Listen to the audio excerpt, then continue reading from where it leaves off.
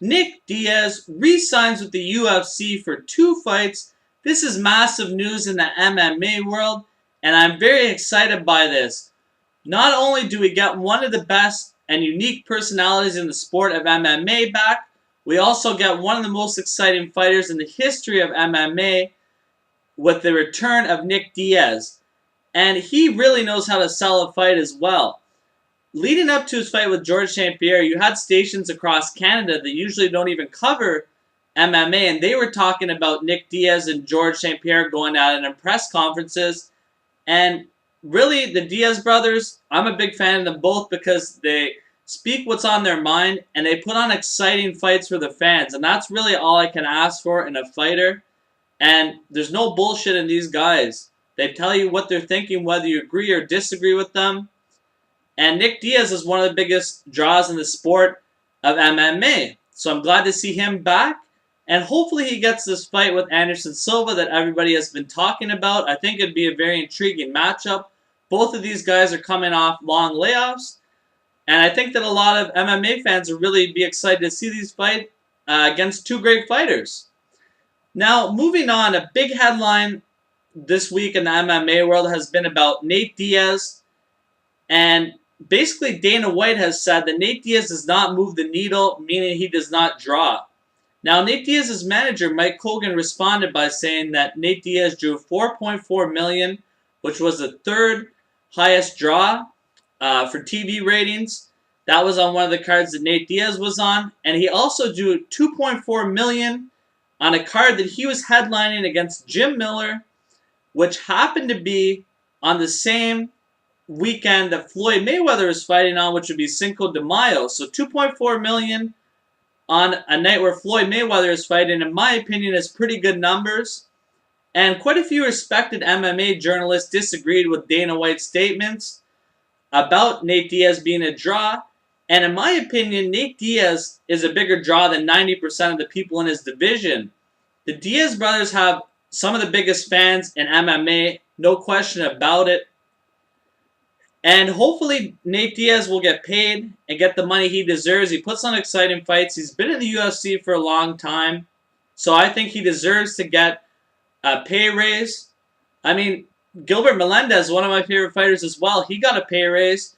He's a very exciting fighter. He came over from Strikeforce. Nate Diaz has actually been in the UFC a lot longer than Gilbert Melendez has. So I'd like to see him get a pay raise like his fellow teammate did. Gilbert, a great fighter. He's going to be on the Ultimate Fighter against Anthony Pettis, which I'm looking forward to quite a bit. And hopefully we'll see Nate Diaz back in action with the new contract soon in the future. He deserves it. And I think Dana White needs to start paying these fighters more, in my opinion. And really, he's got bigger issues to worry about than Nate Diaz being a big draw. I think that was a weird statement. I mean, you look at what's going on right now in the UFC. You have an oversaturation of the market. You have the Fight Pass. I've heard a lot of complaints about the fights going on the Fight Pass. People aren't excited about them. Those are some issues just right off the bat that I can address that's wrong with the UFC right now. So Dana White really shouldn't be looking at Nate Diaz as a negative aspect of his company, but more of a positive and a guy who draws people into the sport with a huge fan base. Now, moving on Saturday, we have an excellent fight between Robbie Lawler and Matt Brown, which I'm going to get quickly into. Now, when I look at Robbie Lawler, he has a vicious left hand, very aggressive fighter, power, and he has a nice jab and right hook when he uses it.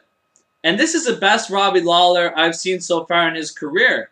He's looked very impressive in his return to the UFC, defeating fighters such as Rory McDonald, Josh Koscheck, and in his last fight, Jake Ellenberger, just to name a few of the notable names he has defeated.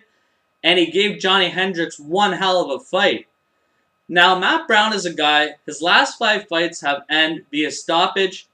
Excellent elbows and knees. And really, he just has a ton of momentum going into this fight. And I can't wait for this. This is going to be the fight of the year. Not only does Matt Brown have good striking, he also has great stamina as well to keep up the pace for as many rounds as necessary. Now, when I look at the fight, some advantages that both of these fighters have. Robbie Lawler, in my opinion, has the better striking and has fought the better competition. And is a veteran of the game. He holds the experience advantage. Now, what Matt Brown has in this fight, advantage-wise, I think Matt Brown has a better ground game than Robbie Lawler, in my opinion. And I also think that if both of these fighters were to get hurt in this fight, that Matt Brown would recover better than Robbie Lawler would, and would be able to pull out a victory by coming back from adversity. But ultimately, I think that Robbie Lawler keeps the fight standing and uses his superior striking and his veteran experience to get a decision win against Matt Brown in an absolute classic fight. Actually, I don't even know why I said decision. I think this fight's going to get stopped. I think maybe Robbie Lawler wins in the 3rd or 4th round via stoppage. I don't see this going to decision. These guys hit too hard, and they're both very aggressive fighters. This is going to be the fight of the year, in my opinion. You don't want to miss it. Let me know what you guys think about Nate Diaz re-signing, the whole Nate Diaz drama, and the fight between Lawler and Brown. Thank you very much, guys, for tuning into the video. Once again, I appreciate it very much.